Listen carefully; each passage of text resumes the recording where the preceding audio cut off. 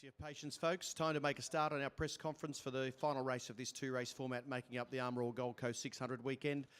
Another exciting affair throughout a 102-lap journey has seen the positions as follow. In third place, a fantastic achievement for Supercheap Auto Racing for Russell Ingall and Ryan Briscoe, our Australian international. In second place for Lockwood Racing, Luke Youlden and Fabian Coulthard, and scoring his first win of his career and second win of his career as well, respectively, David Reynolds and Dean Canto for the Bottle Racing Team, FPR and Ford. Joining us also, winner of the Pertec Enduro Cup for inaugural time, Craig Lowndes and Warren Luff, with Lowndesy still leading the championship. He was leading last night, this time by a reduced margin of 6 points. I'll start with the green team. DR, finally. What's with this thing? Yeah, I know, finally, Chris, you can't knock me anymore. Never knocked you. I've been waiting for you. You used to knock me, it's fine. You said you were going surfing, not going to the podium. What happened? Well, maybe after this I might go have a dip. That was my plan all along, even if I won a surfboard or not. On the slowdown lap, it looked like there was a fairly big sigh of relief and a finally in your own mind. Was that the case on the slowdown lap? Just talk us through what your emotions were. Yeah, as soon as I crossed the line, I thought, yeah, sigh of relief, it's over. I won a race, cool. I'm trying to choose my words carefully without swearing. Hey? Yeah, but it was fucking awesome. No, like, mate, I was spent after, the whole race. I was trying so hard, trying to keep it off the fence. I had a gap to Coulthard that I was trying to manage, and he was closing in, a few tenths a lap. I was trying to do my best. And through the last sector, every lap was different because the track was so bad. And I was just trying to manage that as best I could. What were your thoughts when you saw car 22 in the wall at turn 11? Yes! Free place. That, mate, he was pushing hard.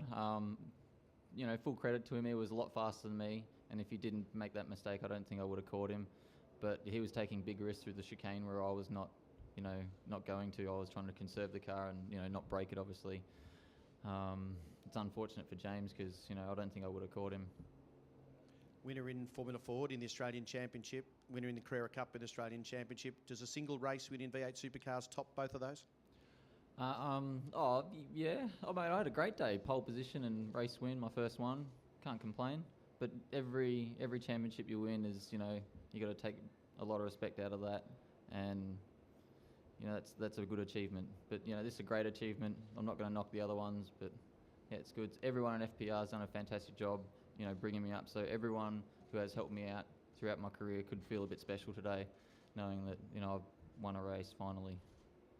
Well, in year 13 of a new millennium, in a green racing car, you've won a race, so you've dispelled the theory that green racing cars are unlucky. Dean, yeah.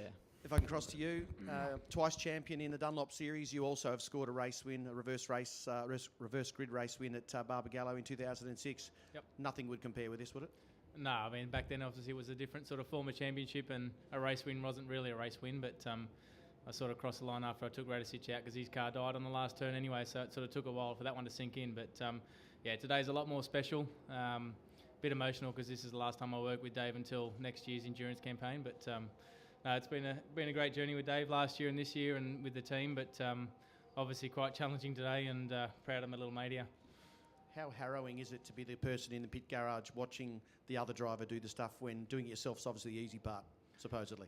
It's when Dave's in the car, obviously he's driving all year long, so I know he's quite capable of keeping the car straight and off the walls, and I'm sure it's probably different for when he's sitting in the garage and I'm in the driver's seat. It's all good. But I have full faith in Dave. I mean, we had the pace every race this year in the endurance campaign, but just didn't turn a result. But this weekend we were strong. Yesterday was my fault. I hit the bloody pit limiter after a good start, and by the time it took me to 5-6 seconds to work out what the hell happened, I dumped 15 spots. So I wanted to make it up to Dave today because we could have finished in a good spot yesterday. But the guys did a great job overnight tuning the car up. Dave did a great job putting it on pole, and obviously strategy helped as well. It was a good call by the boys. I think only 6 guys, obviously main guys, started on the start of the race, and that worked well for us. Well, make no mistake, you're one of the standout co-drivers, have been since your inception at FPR. I'm sure you'll get a nice little pay rise for next year's endurance season. I'll give you Tim Edwards' number if you want it. Might cross straight to the Pertec Enduro Cup winners, Craig Lowndes and Warren Luff. Lowndesy, another tough day at the office, fastest car in the field, but just couldn't find your way through after having to do that double stop.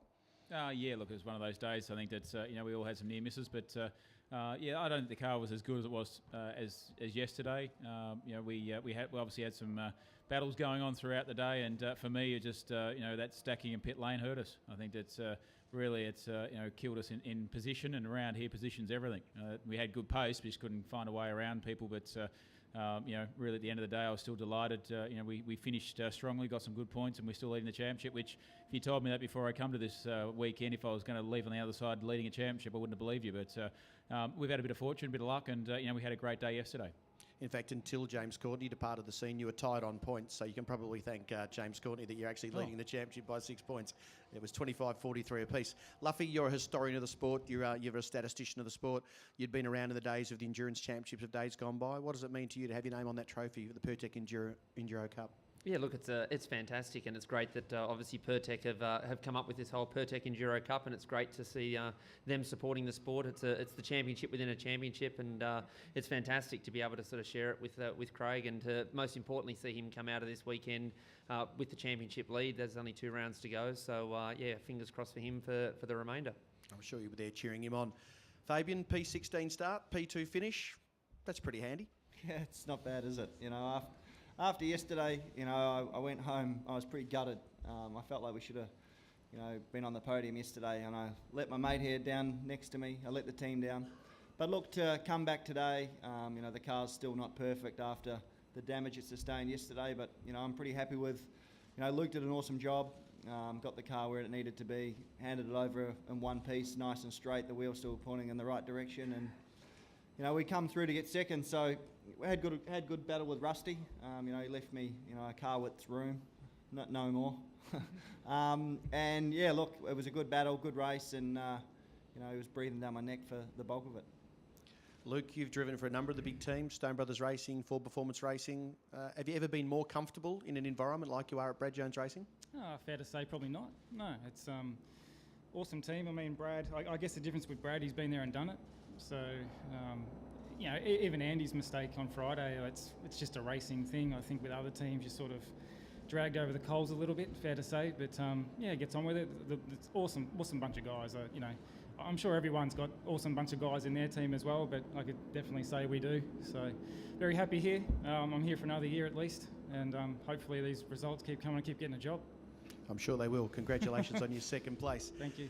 Mr. Ingle, you're looking a little bit blonder. You've been out in the sun. Is this part of your way to convince everybody you're the real thing? Because clearly your on-track performance is doing so. Yeah, don't start taking the piss, because I can still swing a pretty good punch, all right? How about your day? Third place no, at Dream you're right Run. though, Fifth isn't it? place yesterday. Probably would have won the round, actually. Sorry? You probably would have won the round on combined times if we had a round result. Fifth Yeah, and third. yeah. No, it was good. Like, it was good in a lot of respects, because, we've had a pretty tough year for various reasons, and a lot of them will be explained in the book when I eventually write one. And so it was really good. Who said that? Luffy. W. Luff. Prick. Yeah, you're in the book. You're in the back section, in the back door. Hi to all you kids out there. Yeah, so no, it was really good fun. It's just good to race. Like I said, I've said it before. You don't need to win a race to have a good race, and that was a good race. Because it was competitive. The car was good. It was on the edge stuff. When you got someone like Whincup behind you, it's not easy, because the bastard doesn't give up. So you got to keep pressing on, not make a mistake. And the biggest thing is for the guy next to me, because we had a pretty average Bathurst, and we were both pretty down in the mouth. So it was really good to actually send him back to the States with a surfboard and with the chest out a bit as well, because he did an absolutely fantastic job, and he's a class driver, and deserves more accolades for what he's achieved over in the States, from everything that he's done over the years. So I appreciate you coming out, Ryan, and looking after us.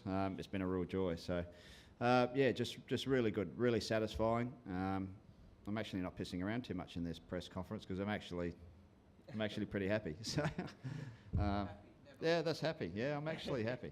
And I want to congratulate David and of course Dino as well, because I know what these big ones mean. You know, they're pretty special, and especially the first ones off the board. So, and I actually don't mind you either.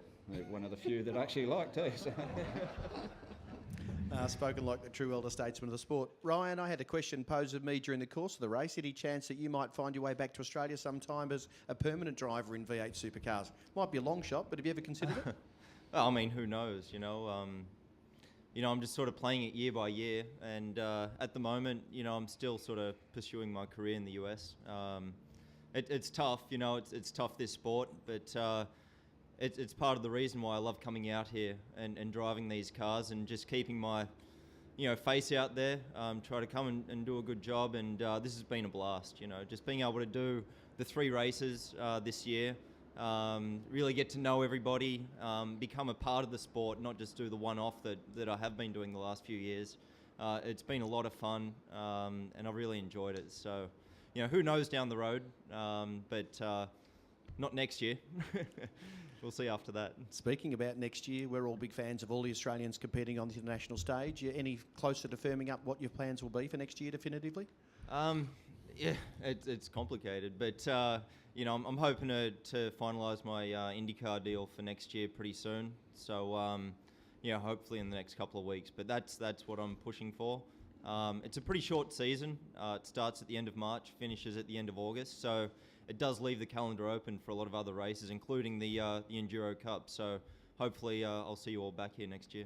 Well, if you need a good manager or a referee, Russell Ingall will do the job for you. Take him over to the States. Thank you. Let's just recap the points, folks. I know I did already talk about Craig Lowndes, 25.49, 6 points clear of Jamie Whincup, 25.43, and then Mark Winterbottom back on 24.61, Will Davison, 24.28. So that sees us with 121 points covering the top 4 heading to Phillip Island in a few weeks' time. All right, let's fire the questions away, please. I'm sure there's lots to ask. Speaking of the championship, Craig, your thoughts on the situation now? A very slender lead going into the final 2 events. What are your thoughts? Oh, it's not over yet. I think that there's no doubt Jamie will fight, and as well as FPR. So it's one of those things you just got to be on your A game for now, from Phillip Island to Sydney Homebush. I think that's the way it is. It's there's 2 tracks that I actually really enjoy, so I'm really looking forward to it.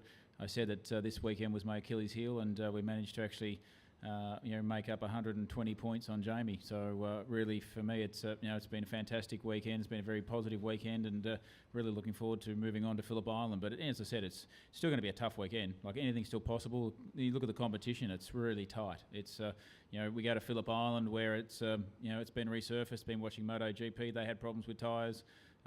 We watch other categories where they've been almost 2 seconds a lap faster. So we don't know what to expect until we get down there. David, yesterday, 10th in qualifying, you only 4th in the top 10 before the shootout. Today, fastest car out there in qualifying. Where was the differences, and how much different was the car today compared to yesterday? Yesterday, if I just put all my good sectors together, I think I should have been about 4th. So probably I did a bad job yesterday in qualifying. But I was struggling mainly in the last sector. Just through all the second gear tight stuff, I just couldn't get my car to work, had too much understeer, and wasn't that confident with it. Fabian, yesterday you were a very public display of how not to drive over this circuit. What did you have to change today to get there and not have that happen again? Not drive over them. Just as simple as that. Good, yeah.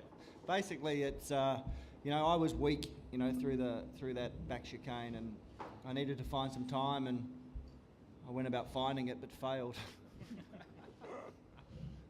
Basically I just had to creep up on it. Today was better. I still think we could find some more time, but I think partly that's due to the repair that we did overnight. Obviously it still wasn't perfect. But yeah, look, second's still an awesome result from 16th.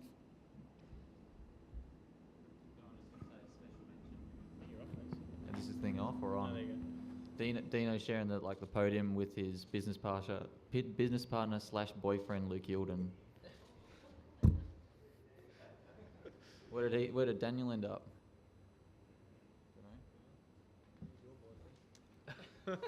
10th.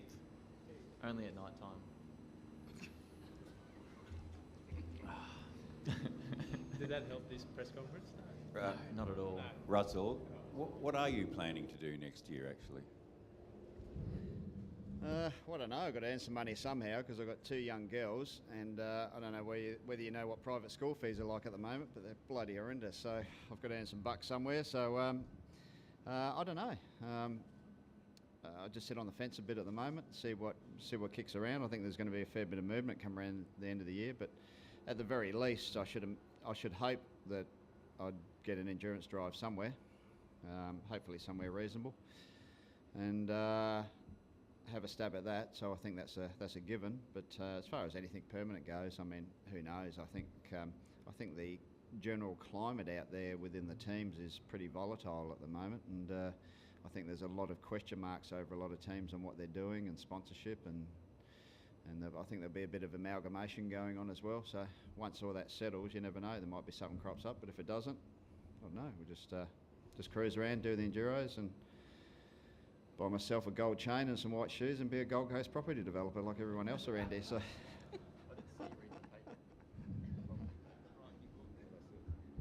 you have any more questions? All right, we might call that a wrap. 16 different V8 Supercar winners in the 2013 Championship and still 5 races remaining. Phillip Island next. See you there.